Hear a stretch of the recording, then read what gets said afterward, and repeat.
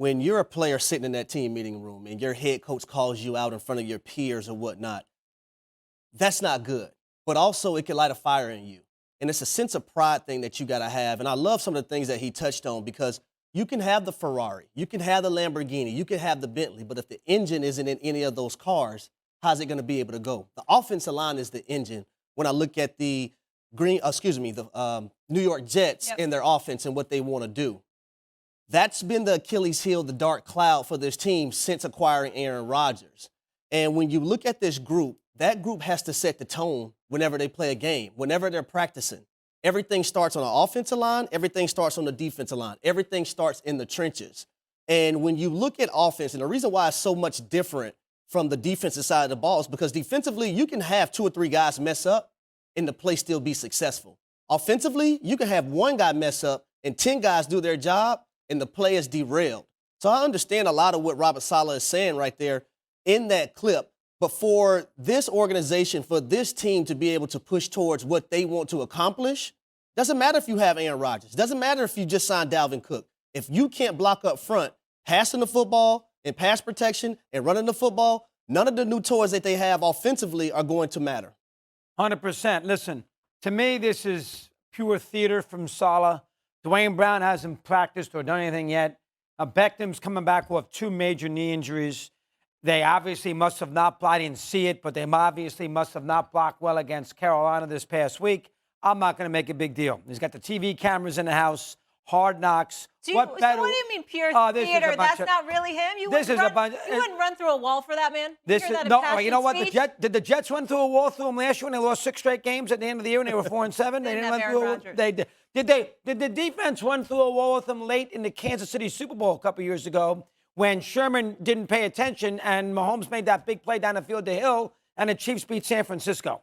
So until Saleh goes out there and wins a few a la Lombardi, I'm a Saleh fan. Yeah. But this is all theatrical. What better way to send a message to what is not a great offensive line to begin with, that's all banged up, than through Hard Knocks on television? And the 4 of us are screaming and yelling. So I'm not making a big deal about it myself. And here's the problem, Molly. Even Aaron Rodgers needs an O-line, right? As great as Aaron Rodgers is. Yep. And this is the weakness for the New York Jets, but it doesn't matter how much Saleh tries to motivate his line because this isn't a motivation issue. Yeah. This is a broken issue. This is an old issue. Dwayne Brown is 38 years old coming off of that surgically repaired shoulder. You just mentioned the injuries to Becton.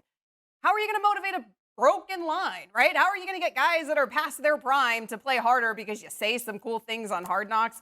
I'm totally with you. You don't think this team, time out. How can you not say this team is motivated? They've got Aaron Rodgers. Look at all the talent that they've brought in. He took $35 million less to get parts around him.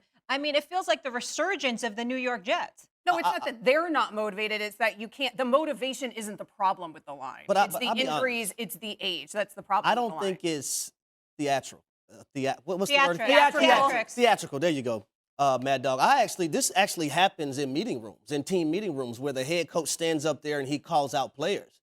And I think it's the ultimate thing to do as a head coach, because one thing you don't want to do is sugarcoat things and not tell your players the truth. You don't want them to believe one thing and your team is one way when it really isn't.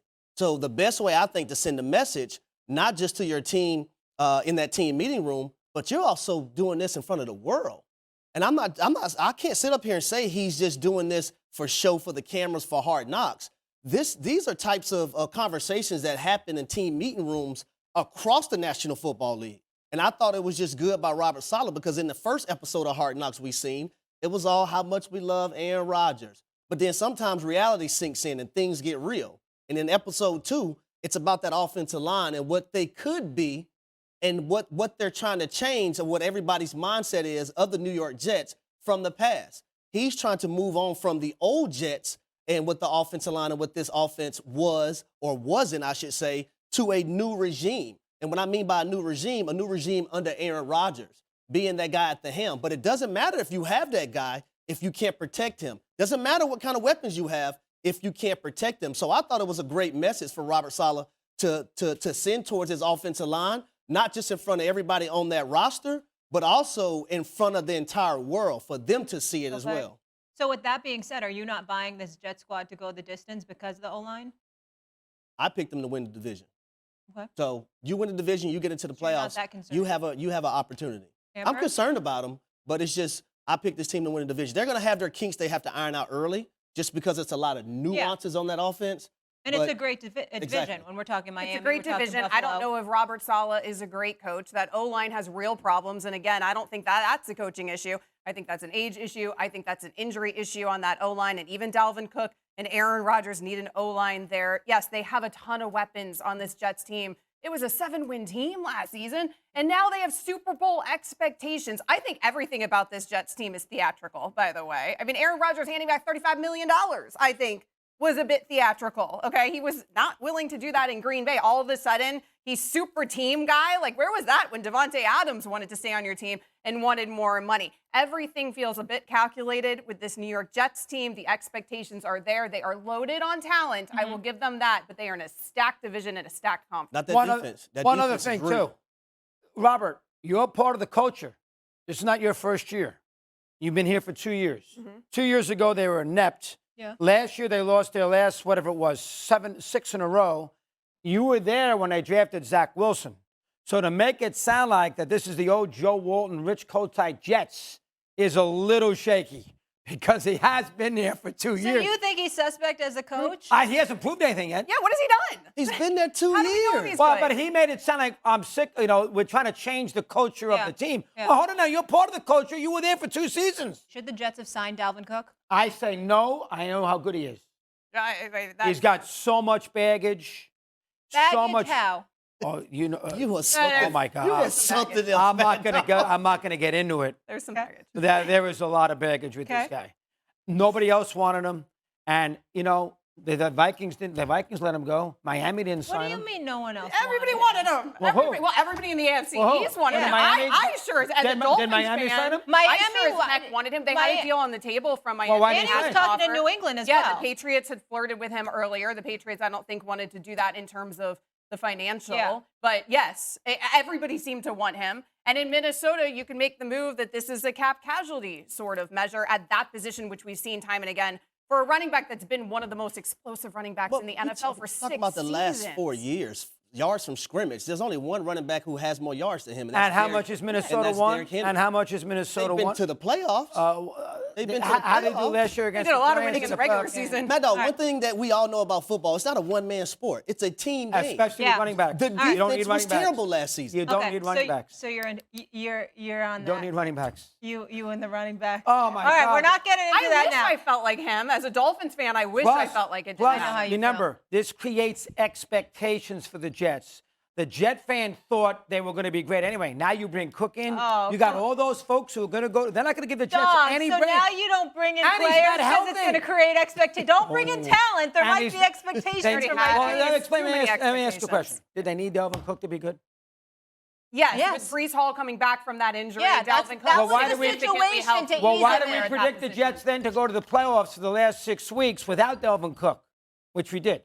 Wasn't like they were a 7-10 team, and now they're real good. Going from a good offense with Greg Roman, that ground and pound, that run-first offense, obviously a lot of success, but not the postseason success that you want there in Baltimore. There needed to be some sort of change to get them over that hump and get them to the next level. Todd Monken, with that high-flying offense, he's going to bring a whole different set of skills that we can see utilized from a quarterback who has many, many skills. But here's what's most important.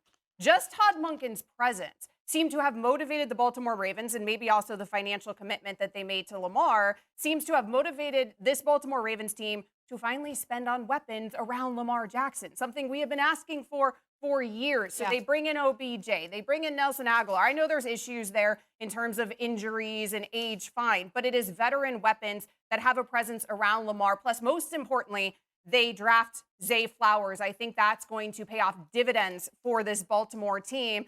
And Lamar Jackson, out of those other names you just mentioned, none of them were unanimous MVPs. I mean, this is a guy who was a unanimous NFL MVP back in 2019. The sky is the limit, we know, for this player. We've seen it for so many years from him. Now he has the right coaching staff in place around him as well. One playoff win in his career. One. That's the difference. And Are you more optimistic about this team than the Jets? I am actually. I am more optimistic about this team than the Jets. Interesting. More proven. Who's your guy, Doggy? I think it's, you know what I think? I think it's Mac Jones. They have a coach in there who has won playoff games, who knows how it works with Belichick, and he had no offensive coordinator last year. So you are bringing in who his offensive coordinator was Matt Patricia, who is not an offensive coach. So you go from a guy who is not an offensive genius to a guy who has won playoff games, who is with Saban, who knows what he's doing offensively, to a guy who's going to finally be coached for the first time. So the barometer is so low that he has a chance to climb to a certain level. Lamar's had offensive coordinators. Yeah. This guy really hasn't had one. So I think because of that, Mac Jones could have a pretty good Yeah, but year. you're not putting Mac Jones in the same conversation as some of these other guys. No, but I'm putting O'Brien, the combination of O'Brien with Mac Jones, who didn't have a coordinator last year, will really raise the level for him where he'll play at least to his level, which is not great, but to his level. Yeah, let me tell you why both of you guys are wrong. Because I'm going with Jalen Hurts. Jalen Hurts doesn't have to learn a new offensive system. His offensive coordinator is just going to run the same thing that they've been running. We're talking about Jalen Hurts, a guy who had a Super Bowl appearance a year ago, on top of being a candidate for an MVP trophy. And I do believe, honestly, if he would not have got hurt and missed those 2 games in which, the Philadelphia Eagles lost, so it showed his importance to that roster when everyone wanted to talk about, look at the players around Jalen Hurts. Okay, but what quarterback doesn't need players around them? He showed that his value was much higher than a lot of people gave him credit for. And when you look at a guy like Jalen Hurts, he has the best offensive line in football. He has his receivers returning. He has one of the better tight ends returning in Dallas Goedert. He has running backs by committee. They traded for DeAndre Swift. They have Rashad Penny. They're still going to have Gainwell. But also defensively, I think they're still going to be good as well. So if you have all those things mixed together and Jalen Hurts has a new play caller, but Jalen Hurts, the leader, I think is going to succeed even more. What we know from Jalen Hurts is that he knows how to come back from adversity. Yeah. He's going to face a little adversity, having a new play caller. Shane Steichen is now with the Indianapolis Colts. But I believe in Jalen Hurts. I believe in this offense. I believe in his surroundings. And I do believe that he's not going to have to learn nuances to his offense like Lamar Jackson is going to have to learn, like Mac Jones is going to have to learn. So if everything is pretty much going to be the same, except for your play caller, a year ago, I like my chances with Jalen Hurts being better than both of those guys. Except for your play caller, except for both your coordinators, except for I think you're losing 5 starters on defense, except for all the changes that the Eagles did have to make. And oh, by the way, what's the best offense in the NFC? What's the best offense in the NFC? But it's not the easiest schedule anymore. What does it matter? One thing we know about Jalen Hurts, it doesn't matter if it's 2nd and 20. Doesn't matter if it's 1st and 20. Doesn't matter if this team is down big in a football game. I believe, and I've seen with my eyes, that Jalen Hurts is going to be able to face that adversity and bring his team a victory and also get him out of holes that this team has been in. That's what I've seen from Jalen Hurts. It's not adversity anymore, though. Jalen got paid. He found himself in a Super Bowl last season. I think what Doggy was doing, but I think what Doggy was doing is who's going to benefit the most, meaning Mac Jones has the furthest way to go. Doggy's wrong as well because yes, he has an OC now. He doesn't have weapons. Brian's also proven, so that's part of what you're saying with it too. He was a head coach for quite some time. You went no coordinator to a guy who's coached in the NFL. That's a huge advantage for a quarterback. Guys. It's not going to help Jalen that he's got a new coordinator is the point. Now, it may be the same, right? But it's not like he's getting some big boost from this new coordinator. Lamar is going to benefit from Todd Monken's new system. If he's the same, if things are the same, we're talking about a guy that had a Super Bowl appearance, right? Yeah. We're talking about a guy that was an MVP candidate, right? Right. So he's not going to be better than all those other guys? How? The question is, though, what coordinator is going to make the quarterback better? Like, who's in the best position now with their now? Coordinator. Like, how much of a change? But also, Jalen won't be as good as Lamar. You're essentially saying he's going to be the best of all these quarterbacks we're talking about. He's in the same system. Yeah. He by the way, he doesn't have to learn guy who was nuances. in the consideration for the MVP, right? Consideration for the MVP. Did not win the MVP. He was in consideration for the MVP. Did he play better than Patrick Mahomes? I named a guy who's actually won the MVP, only one of 2 quarterbacks ever to win it unanimously, only one of 2 players ever in NFL history. And oh, by the way, this is the most talented offense that man has ever had. Make sure that guy gets through the full season this year too, though. Well, and I'm banking that he will, but I'm just saying Jalen Hurts finished the season. Jalen Hurts got to the Super Bowl. So that's another thing in this. Well, of course, they were well rested, and he was winning an NFC championship against a team that didn't even have a quarterback. Can Hurts do it? So that's Jalen Hurts' fault? We're going to blame Jalen Hurts because the San Francisco 49ers and Kyle Shanahan left a tight end one-on-one with one of the best pass rushers in football? We're going to blame Jalen Hurts for that? Thanks for watching ESPN on YouTube. For live streaming sports and premium content, subscribe to ESPN+.